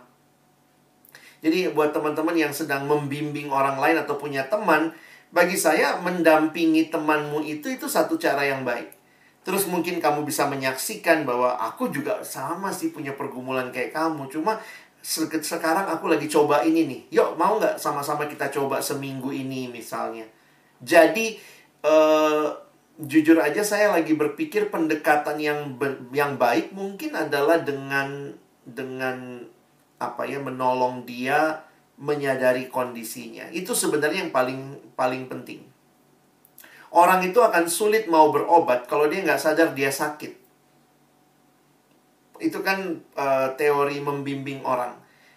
Kalau dia tahu dia nggak bener, nggak ini, barulah. Nah, sekarang mungkin ada yang bilang, Kak, dia nggak sadar dia sakit. Berarti sekarang tujuanmu adalah nolongin dia sadar dia sakit. Itu kan mungkin. Jadi bisa, nah ini kayak teman saya, anaknya ini kan kelas 5 SD. Kemarin raport bayangannya tuh turun semua nilainya. Nah, di situ langsung dia bilang nih, ini udah masalah nih, gamenya ini udah masalah. Turun semua gitu ya. Jadi kadang-kadang kalau yang sadar itu kan biasanya yang beginian orang tuanya atau apanya. Nah, anaknya nggak sadar. Nah, ini yang kita mungkin menolong dia sadar. Lu mau kayak begini nih. Nah, itu yang aku pikir teman-teman sebagai koko cicinya juga mungkin kalau melayani ke remaja akan sangat berguna ya, jadi penolong ya. Mungkin begitu dulu.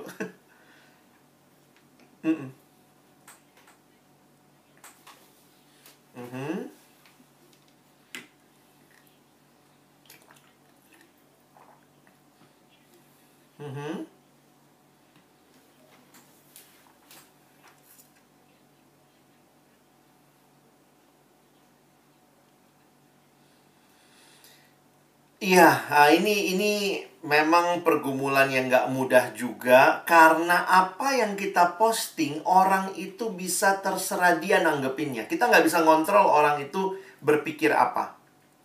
Beberapa orang bahkan berantem gara-gara dia posting sesuatu yang satu baca, dia pikir itu tentang dia. Nah, itu susah banget tuh. Jadi memang kalau saya melihat begini ya, kalau teman-teman misalnya bagaimana nih kalau dia punya hubungan beda agama dan bagaimana, mungkin kalau nasihat saya sih pinter-pinter postingnya. Misalnya postingnya beberapa kali kalau saya misalnya lihat itu hal yang benar, jadi ketimbang saya... Jadi gini ya, jauhkan memang sikap penghakiman. Kita kan nggak lebih baik dari orang lain. Kita jangan menghakimi. Tetapi bisa dong saya menyatakan kebenaran. Nah, menyatakan kebenarannya seperti apa ya? Mungkin saya langsung kutip ya. Yesus berkata gitu ya. Jadi ini bukan masalah saya ngomong, tapi Yesus yang ngomong, kira-kira seperti itu. Nah, kalau itu pun dianggap takut gitu ya, dianggap perang, saya pikir sih teman-teman harusnya punya cara lah ya. Kalian kan yang paling tahu bagaimana menggunakan sosmedmu, bagaimana menggunakan, atau bahkan bagi saya begini, mungkin perlu ya kita dalam percakapan pribadi ngomong apa adanya dengan teman. Kalau benar teman ya, kalau benar teman ya kita ngomong apa adanya sama dia. Jadi poinnya, jangan juga, sekarang soalnya generasinya kayak begini ya. Kadang-kadang saya merasa sudah ngomong sama dia karena saya tulis di medsos saya. Dan saya lihat, dia lihat. Jadi satu waktu kan saya diundang ke satu gereja, lalu kemudian waktu itu gara-gara dalam satu kepengurusan itu berantem gara-gara status di sosmed. Karena yang satu bilang gini, iya gue udah negur dia. Jadi di rapat pengurus yang satu ngomong, iya gue udah negur dia tuh. Oh gitu, terus ditanya lah sama pembimbingnya, lu negurnya gimana? Gue udah tulis di sosmed gue. Dan gue lihat dia lihat.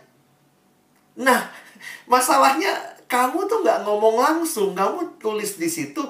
Bisa juga kalau dia lagi positif mikirnya, dia nggak tahu bahwa dia yang lagi disindir gitu. Nah, kadang-kadang di sosial media ini kita banyak berasumsi.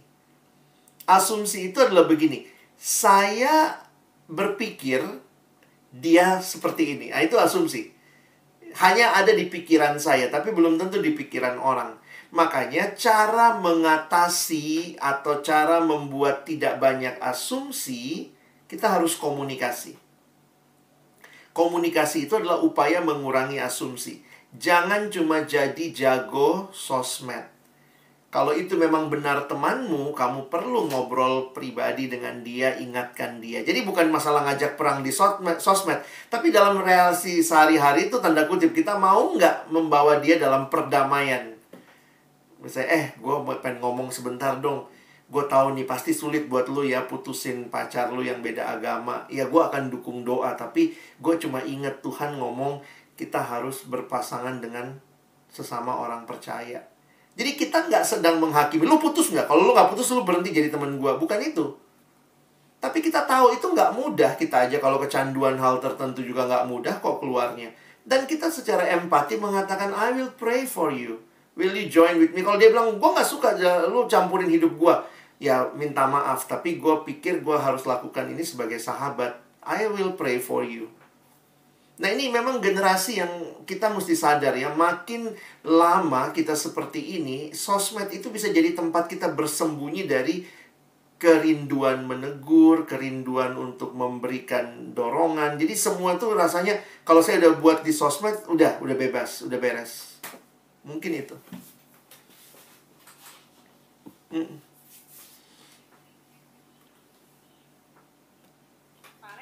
Kan Pak Alex bilang mengenai motivasi di balik kita ngepost di media sosial. Jadi bukan untuk meninggikan diri atau ingin diri terkenal. Tapi gimana ya kalau sulit? Gimana kalau secara otomatis ada rasa sedikit lah mau kayak like-nya banyak, mau followers-nya tambah. Apakah itu salah? Atau mending kita nggak bermedia sosial dulu? Gitu. Oke, thank you ya pertanyaannya. Kita harus menyadari di dalam kehidupan kita, saya senang dengan kekristenan tidak melihat kita sebagai manusia yang sudah sempurna. Itu jelas sekali di Alkitab, kita adalah orang-orang yang sedang terus hidup diubahkan hari demi hari. Jadi saya jujur aja harus katakan memang tidak mudah punya motivasi yang murni. Itu juga proses. Jadi buat teman-teman yang lagi bersosmed gitu ya, lagi nggak murni motivasinya, bagi saya mungkin poin utamanya bukan masalah lanjut apa nggak lanjut, tapi mari sambil lanjut murnikan motivasi. Belajar untuk lihat apa sih yang kita cari di medsos ini gitu ya. Belajar untuk, jadi maksudnya gini, kadang-kadang salah satu cara ngujinya adalah coba aja posting. Dan lihat, kalau nggak banyak yang nge-like, gue masih tetap mau posting nggak? Itu kan salah satu ujian motivasi. Tapi kalau ternyata gue jadi nggak mau posting, ngapain, nggak ada yang lihat, nggak ada yang nge-like misalnya. Nah, tanyakan lagi sama diri kita. Jadi, sebenarnya proses itu yang akan menolong kita melewatinya. Saya orang medsos ya. Saya main di YouTube, ada di Instagram, ada di Facebook gitu. Kadang-kadang saya jadi sadar gitu. Emang apa yang dicari sih? Tapi ketika akhirnya saya cuma punya motivasi adalah Tuhan murnikan ya. Kadang-kadang kan pengen kayak pansos gitu ya, panjat sosial. Posting ini biar naik followernya, posting ini buat apa gitu. Tapi saya pikir saya murnikan motivasi lah, sambil jalan lah ya. Kalau kadang-kadang jatuh lagi. Pernah nggak begini? Kita udah nyiapin bagus banget, kita pikir pasti postingannya banyak yang nge-like. Ternyata nggak ada. Sementara kita posting cuman, ya elah, posting receh banget buat kita. Kok ada yang nge-like? Thank you ya kak, aku diberkati, ya ampun. Gue waktu posting itu nggak kepikir apa-apa. Yang gue udah pikirin, udah didoain, waktu posting kok orang nggak dapat apa-apa gitu ya. Nah itu bagi saya, itu misterinya lah. Tapi disitulah butuhnya ketulusan hati. Sehingga waktu kita dipuja-puji, kita nggak sombong. Waktu kita tidak dipuji, tidak dilihat, bahkan kita pun nggak down. Jadi keep on bermedsos ya, dan terus murnikan hati daripada, karena bagi saya begini loh, kamu tinggalin itu, terus nanti siapa yang mengisi ruang-ruang itu gitu. Bagi saya paling tidak walaupun motivasimu masih belum murni-murni amat, tapi kalau yang kamu posting adalah sesuatu yang berdasarkan kebenaran, keluar dari hidup Kristenmu yang sedang terus bertumbuh, itu pasti at some point will be a blessing for others. Ya. Ada pertanyaan lagi? Oke. Jadi semenjak pandemi pandemi susah banget buat ketemu orang, jadi susah buat connect sama orang karena terbatas ya. Gimana cara untuk membangun real connection dengan sesama, terutama di waktu yang sekarang? Karena tadi Bang Alex mention ada orang yang banyak teman online-nya tapi tetap merasa kesepian atau disconnect. Gitu. Oke. Nah, saya lihatnya begini. Sebenarnya jumlah sahabat teman di dunia maya itulah teman secara list. Ada sekian orang yang ngikutin kamu. Itu bukan teman dalam arti yang sesungguhnya. Karena bagi saya, teman yang sesungguhnya itu adalah seseorang yang punya koneksi yang dalam dengan kamu. Koneksi yang dalam, komunikasi yang dalam. Jadi bukan seperti superficial. Karena itu, saya tetap meyakini ini bukan masalah online atau offline. Kita bisa offline, kita bisa offline, kumpul semua di gereja. Tapi semua duduk di gereja, semua juga lagi pegang HP masing-masing. Pernah lihat gitu nggak? Duduk sih, datang sih kebaktian, semua duduk bareng, tapi semua lagi sama HP-nya. Jadi bagi saya sebenarnya ini bukan masalah online atau offline. Membangun relasi itu harus kita maknai lebih dalam daripada sekedar lagi online atau offline. Nah, kalau saya ngelihatnya, memang kan ini juga realitas sosial yang jelas. Tidak mungkin kita bersahabat mendalam dengan semua orang. Itu mah nggak mungkin. Follower banyak, emangnya bisa bersahabat? Nggak juga. Jadi kadang-kadang disitulah kita mesti masuk lebih dalam, melihat relasi itu harus dibangun. Jadi ada orang-orang yang Tuhan hadirkan mungkin bersama kamu. Nah, saya jujur aja sangat melihat itu ada di kelompok kecil sih. Kalau bisa sih, karena kan kita memang nggak bisa bersahabat dengan semua orang. Paling nggak kamu punya teman-teman di kelompok kecil yang kepadanya kamu bisa sharing, bisa saling mendoakan, bisa saling membangun, saling menerima masukan. Nah, dalam situasi seperti itu, masa online ini pun bagi saya sebenarnya bisa dilakukan. Jadi misalnya ya calling, ngobrol. Jadi, nah saya kasih beberapa tips juga kepada pemimpin kelompok kecil ya, pemimpin KTB begitu. Saya bilang sama mereka, kadang-kadang kan sekarang ada grup WA KTB atau grup line KTB kita. Saya bilang sama mereka, dalam situasi online seperti ini, pandemi seperti ini, jangan cuma blast something di grup. Kadang-kadang gitu ya, selamat pagi. Rasanya saya sudah menyapa seluruh dunia. Kenapa? Saya kan udah bilang di grup. Tapi mungkin secara pribadi ke adik yang ini, kepada teman ini, apa kabar lo? Lo ada yang mau didoain nggak? Itu bagi saya connection. Ketimbang cuma sekedar di sebuah grup yang mungkin cuma satu arah informasi, yang satu si ini lagi sakit ya, jangan lupa doain ya. Udah selesai. Tapi kita nggak ada deep connection. Makanya one on one itu bagi saya jadi komunikasi yang penting. Dan itu bisa dilakukan. Saya melakukan itu dengan beberapa teman juga, karena saya lihat gitu ya, saya sering posting, saya sering apa di medsos, tapi kan the real friend-nya nggak selamanya. Beberapa orang sih misalnya tiba-tiba, Kak, thank you ya postingannya, boleh nggak saya cerita? Oke lah, dia cerita, Kak bisa minta doain saya, oke saya doain. Tapi ada orang-orang yang juga mungkin secara mendalam, secara rutin kita memang membangun relasi dengan dia. Ya, teman kelompok kecil kita kah, pemimpin kelompok kita, adik kelompok kita, atau mungkin ada koko cici yang kita secara rohani respect sama dia, ya kita bangun komunikasi. Nah, itu yang saya lakukan dengan orang-orang yang saya nggak saya langsung bimbing sih, tapi ada beberapa orang yang kayak Tuhan hadirkan gitu ya. Beberapa mulai dari tanya-tanya ya, dulu nanya-nanya, Kak bagaimana gitu, tiba-tiba jadi deket. Waktu jadi deket terus saya bilang, nanti gue telepon lu ya. Terus ya kita telepon, ngobrol, saya doain dia. Dan akhirnya itu jadi kayak semacam rutin ya, tiap 2 minggu sekali kita teleponan, kita ngobrol, kita saling doain gitu. Walaupun kami ada di satu grup yang lain bersama-sama dengan sekian banyak orang, tapi deep connection-nya itu terjadi waktu relasi pribadi ya. Jadi please jangan give up on having a real connection during this time. Justru ini kesempatan gitu.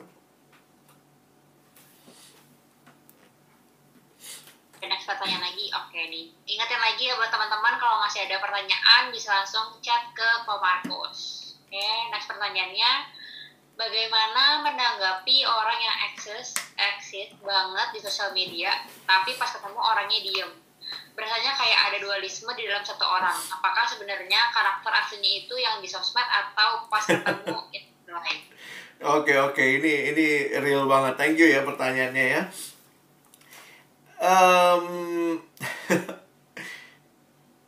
Satu gereja ngundang saya, lalu kemudian waktu itu adalah tentang membahas kriteria pengurus.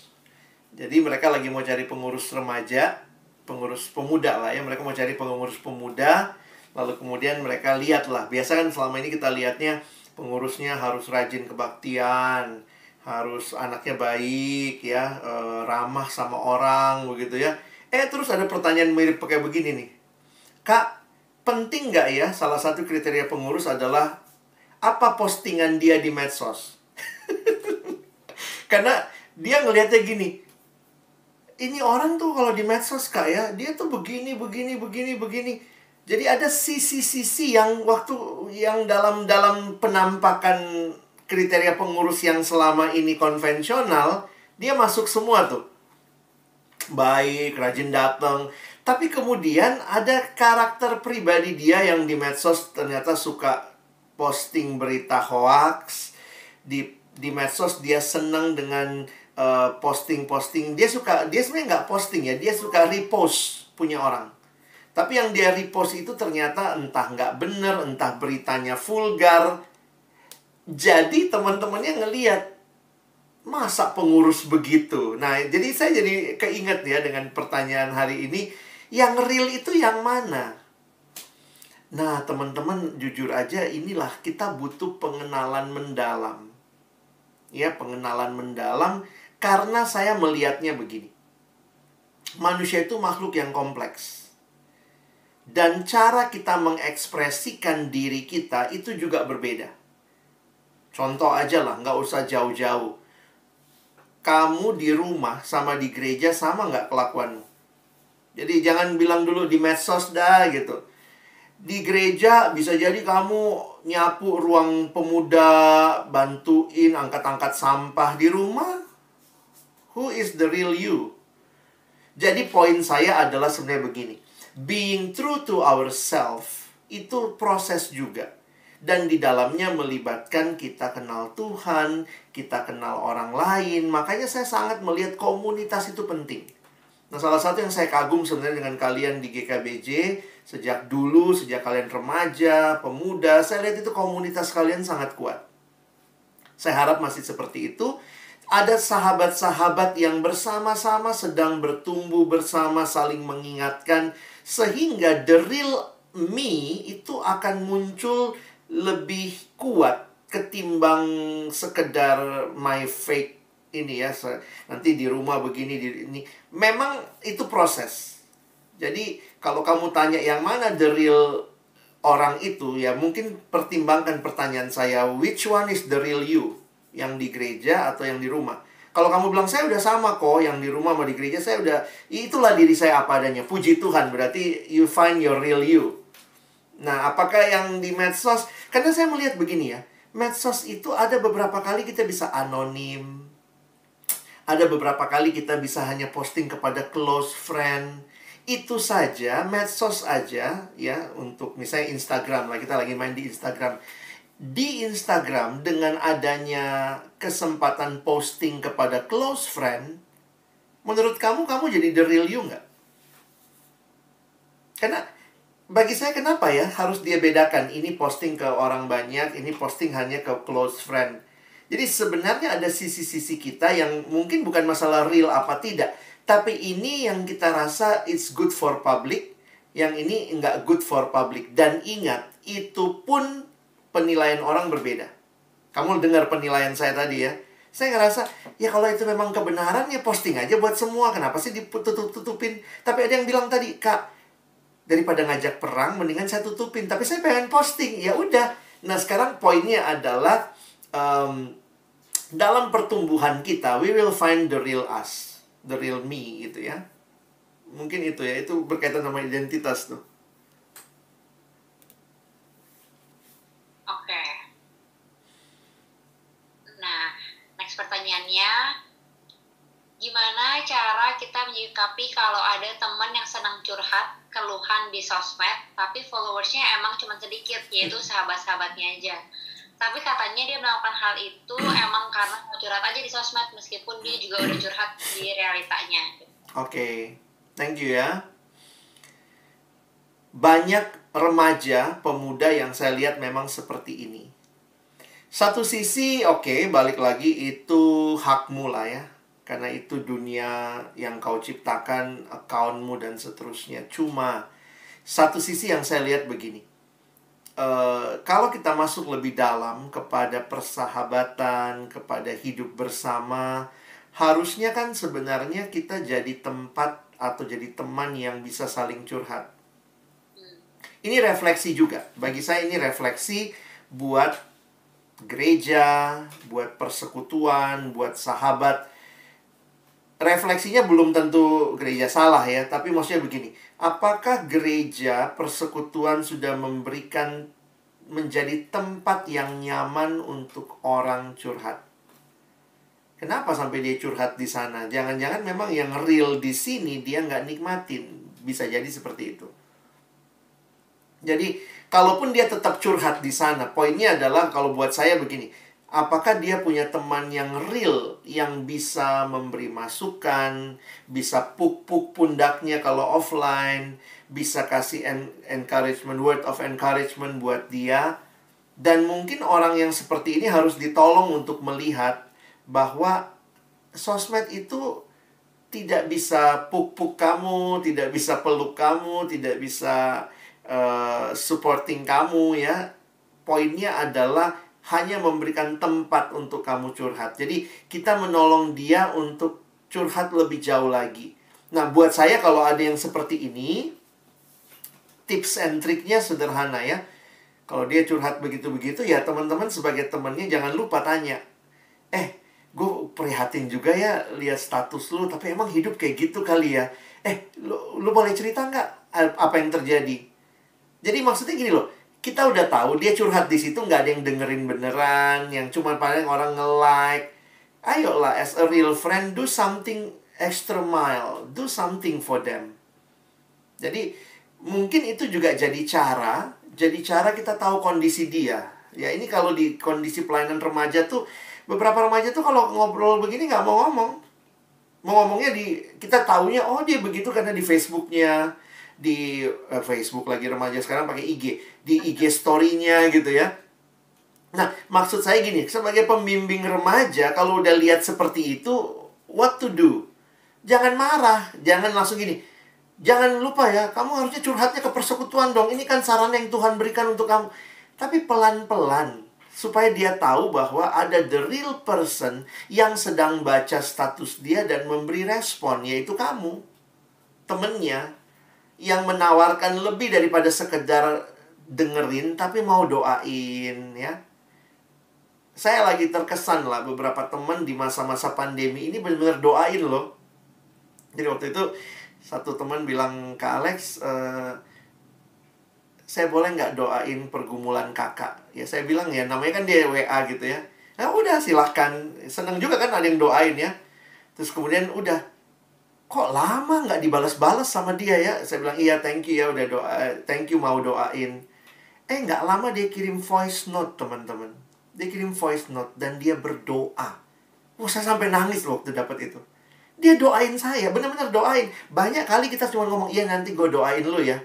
Do you really pray for them?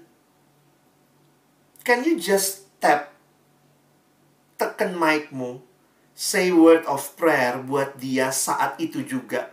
That is encouragement. Jadi, we have to do extra mile ya. Jadi, makin kalian lihat sosmed, lihat gejala-gejalanya, mari hadir di sana untuk orang-orang seperti itu juga. Nah, saya lihatnya seperti itu. Ya, thank you. Wah, oke. Next pertanyaan. Nih, jadi kalau kita mau terkenal karena mau cari uang, nah boleh atau enggak? misalnya ketenaran di Instagram atau YouTube, Anda kan bisa dapat uang dari endorsan. Jadi motivasinya bukan untuk narsisme, tapi untuk cari uang, kayak jadi YouTuber atau selebgram. Oke. Ini bagian dari cita-cita anak sekarang. Please feel free to do that. Tapi poin Koko gini. Perjalanan ke sana tuh nggak mudah. Nggak mudah. Apalagi sama realitanya sekarang, konten apa yang kamu provide? Beberapa orang untuk pansos kontennya aneh-aneh gitu ya. Ngeprank yang nggak jelas, yang nggak ngebangun orang juga gitu. Saya jujur tidak terlalu masalah dengan orang mau gunakan itu untuk cari duit. Maksudnya karena itu dimungkinkan. Tapi kalaupun itu dimungkinkan, proses perjalanan itu nggak gampang loh. Nambah follower itu kan nggak cepet. Jadi sorry nih ya, Koko nggak tahu nih kamu sudah punya berapa follower, berapa apa. Tapi saya hanya mau mengingatkan ini realitanya. Nggak gampang, nggak mudah. Jadi itu proses perjalanannya panjang. Jadi sehingga buat saya begini. Kalau akhirnya cari duit sekarang di situ, hanya di situ, dengan sekarang kamu mungkin belum mulai apa-apa, nggak ini juga, masih baru dalam angan-angan, mendingan belajar deh, sekolah baik-baik deh, cari kerja habis itu ya. Tapi beberapa orang saya lihat tidak memulai, ini mungkin generasi sekarang ya. Beberapa orang itu tidak memulai dengan mau cari duit. Beberapa orang tuh mulainya dengan hobi. Dia seneng aja nge-vlog, seneng aja. Teman saya tuh dia mulai dengan hobi. Dulu waktu SMA, nggak mau difoto. Itu anak, saya ingat banget. Dia fotonya nggak mau. Sekarang, kamera, dia nge-vlog gitu ya. Ada teman saya udah mulai jadi YouTuber lah ya. Jadi akhirnya saya ngeliat gini. Iya ya, dia dari awalnya bukannya mau cari duit. Tapi memang mau share hal-hal yang dia lihat baik. Seiring dia share, ternyata orang suka.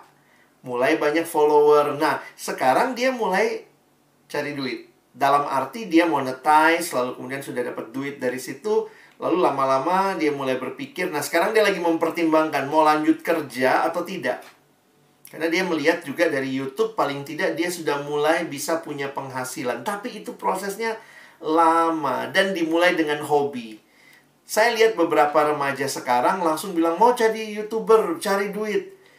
Mungkin itu yang orang tua agak kaget gitu, takut juga. Kamu nanti kalau misalnya YouTube-nya nggak menjanjikan, kamu udah tinggalin bangku sekolah, udah tinggalin bangku kuliah terus, ya siapa? Jerome Pauline pun masih kuliah. Dan yang dia bagikan adalah bagaimana perkuliahan dia, bagaimana dia dengan teman-temannya. Jadi, it's a long way lah to be YouTuber. Tapi saya salut kalau itu jadi cita-cita. Dan mulai dari membagi konten yang kamu suka. Ketimbang fokus kepada cari banyak orang dan endorsement. Itu nggak, ya itu proses lah ya. Kita itu baru bisa endorse. Sebenarnya banyak orang yang mungkin mau cari kita endorse kalau kita udah punya follower yang banyak sih. Koko aja nggak naik-naik ini ya. Lama banget ya. Saya nunggu, bukan nunggu lah ya. Karena saya juga nggak nunggu banget. Karena saya mikir-mikir, iya ya, saya mulai di Instagram itu tahun berapa ya? Sekitar 2000, mungkin sekitar 7 tahun lalu. Dan itu ngelihat pelan-pelan tuh nambahnya. Kenapa? Karena nggak sedang promote apa-apa juga. Dan tidak lagi sedang pengen endorse apa-apa juga gitu. Ya, itu inilah. Jadi bukan fokusnya ke situ. Tapi kalian nanti ke depan saya melihat makin mungkin terbuka peluang cari duitnya di situ. Oke. Ada next pertanyaan lagi? Ya, ada nih. Jadi pertanyaan selanjutnya, bagaimana caranya jemaat bisa tertarik dengan pembinaan yang diberikan oleh gereja lewat sosial media? Karena kayaknya banyak banget yang menarik di sosial media jadi kalah seru pembinaan itu ya. Apakah ada tema tertentu yang buat orang tertarik atau sebenarnya masalah dari jemaatnya sendiri? Wah, ini unik juga ya. Saya kadang juga harus mengatakan ya, kita nggak compete amat lah sama dunia. Karena kan dunia punya caranya, kita juga punya cara kita. Maksudnya begini,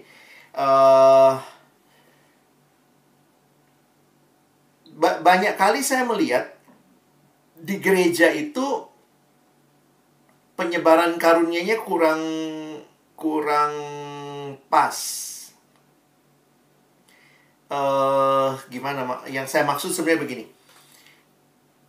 Dunia itu bisa begitu menarik karena biasanya walaupun nggak selamanya, biasanya the right man on the right place. Atau the right woman on the right place. Kok bagus banget dia bikin ininya, publikasinya. Karena memang dia misalnya orang DKV, anak iklan, emang orang itu.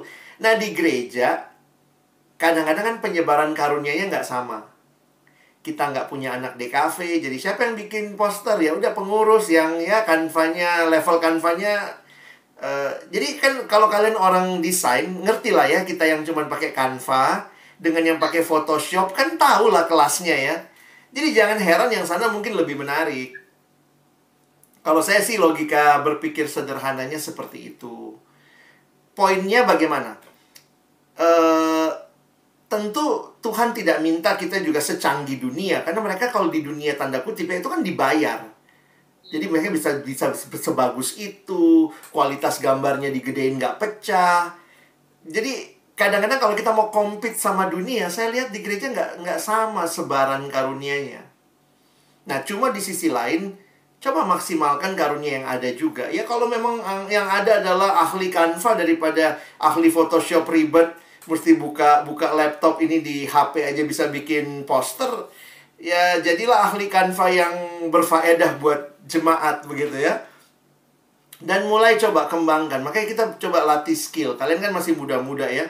Coba saling ngelihat nih. Gue seneng nih bikin ini nih. Gue seneng bikin ini. Nah mungkin dari ide-ide seperti itu, maka pembinaan kita bisa masukkan ke dalam misalnya Instagram, ke dalam misalnya ya bisa lah kita akalin lah ya dengan cara-cara yang sederhana dan menarik. Ya kita bisa saling belajar lah. Kadang-kadang kalau lihat apa nih, yang teman-teman dulu ya sama Ko Jimmy Setiawan misalnya, dia bikin wow worship gitu ya. Itu kan dia bisa membina kita lewat Instagram dengan kita ngelihat videonya, atau kita mungkin swipe 3 kali, 4 kali kita jadi belajar sesuatu. Nah mungkin bagi saya sederhananya gereja harus berpikir ya, topik-topik apa misalnya yang menarik yang bisa kita sampaikan. Nah itu yang kita bagi. Ada satu temen dalam gerejanya dia, anak pemudanya berapa orang tuh? Ya udah dia suruh bikin setiap hari 1 menit. Dia pakai 1 menit karena kan Instagram feed 1 menit ya. Setiap hari anak-anak remajanya sharing satu hal, 1 ayat. Mereka sharingkan pengalaman sama ayat itu hanya dalam 1 menit. Jadi ternyata waktu saya lihat Instagramnya, pantes Instagram lu penuh, anak remajanya berapa, 1 bulan aja udah semua anak remaja tuh ngomong begitu. Anak pemudanya ngomong di situ 1 menit. Jadi itu sarana pembinaan juga, sarana juga. Jadi waktu orang ngelihat, hari ini orang nunggu lagi, besok siapa ya? Terus kemudian mereka jadi saling membangun. Poinnya adalah coba pikirkan idenya. Hal apa yang bisa kita share melalui Instagram, YouTube, ataupun mungkin Facebook ya. Itu kan yang umum-umum sekarang. Atau apa, lalu ya kita cari orang-orang yang punya karunia untuk mendesainnya dengan bagus, mengkomunikasikannya dengan baik. Nah, jadi teman-teman, itu kesempatannya terbuka kok untuk gereja bisa membuat sesuatu lebih menarik. Khususnya sekarang ini kan situasinya lagi begini, dan kayaknya sih masih agak panjang nih kita seperti ini ya. Nah, ini kesempatan buat teman-teman coba do something lah bersama-sama. Yang suka baca buku rohani misalnya, can you summarize in 3 slides? Misalnya 3 slide, 3 kali swipe. Atau kan 10 kali ya. Kalau Instagram itu maksimum 10 slide. Ayo kita bisa, jadi gini, kita nggak tahu nih orang pada baca buku rohani nggak. Yuk kita dorong. Jadi isinya tuh, karena saya jujur aja kadang agak sedih juga ya. Banyak Instagram gereja, Instagram pemuda remaja, isinya info. Ini ada kebaktian ini ya, pembicaranya si ini ada ini. Tapi kita harusnya juga bisa membuat sesuatu yang lebih sih. Mungkin itu. Oke. Jadi, teman-teman ini udah nggak ada pertanyaan lagi. Jadi, ini masih mau ada yang nanya atau nggak nih? Ya, masih tidak ada karena nggak ada ngomongnya. Oke. Jadi ingat ya, maksudnya belajar banyak lah ya dari media sosial, gimana caranya kita handle media sosial kita sendiri gitu. Karena kan udah tahu kalau orang-orang di luar sana yang followers kita sendiri pasti ngeliatin kita. Jadi terus jadi garam dunia dan terang dunia. Oke. Nah, sebelum kita akhirin, mau minta contoh Yudin buat tetap dalam doa. Oh, enggak pengumuman dulu ya, habis doa baru pengumuman. Oh, doa dulu aja dicontoh, habis baru pengumuman. Jangan pada live dulu ya teman-teman. Oke. Ya, terima kasih ya Pak Alex ya. Sama-sama Pak. Materinya ya sungguh sangat memberkati kami. Ya, mari kita tundukkan kepala, kita berdoa. Tuhan, kami sungguh bersyukur untuk pembinaan pada malam hari ini. Kami sungguh diberkati baik melalui pujian dan khususnya materi yang dibawakan oleh Pendeta Alex. Kami sebagai anak-anak muda terus belajar banyak tentang bermedia sosial, dan malam hari ini kami dicerahkan apa yang harus kami lakukan sebagai anak-anak Tuhan di dalam setiap perkembangan yang ada, khususnya melalui bermedia sosial. Kami bisa menjadi garam dan terang. Kami terus belajar dan bagaimana kami bisa menggunakan semua kesempatan yang ada untuk boleh menjadi berkat buat orang-orang di sekitar kami. Terpujilah Engkau Tuhan yang memberkati kami melalui pembinaan pada malam hari ini, dan kami terus berdoa biarlah Tuhan terus memberkati Pak Alex di dalam pelayanannya, dalam kehidupan keluarga, dalam setiap pergumulan-pergumulannya Tuhan, Engkau terus pakai untuk hormat dan kemuliaan bagi nama-Mu. Untuk setiap rekan-rekan malam hari ini, Tuhan juga memberkati mereka semua di dalam kehidupan sehari-hari, dalam pekerjaan, dalam studi, dalam setiap pergumulan-pergumulan yang sedang mereka hadapi di masa COVID-19 ini. Biarlah mereka tetap ingat panggilan mereka menjadi garam dan terang di dunia ini. Terpujilah Engkau Tuhan, sebentar lagi kami juga akan berpisah. Tuhan memberkati kami di sisa waktu di malam hari ini dan istirahat kami pada malam hari ini. Di dalam nama Tuhan Yesus kami telah berdoa. Amin.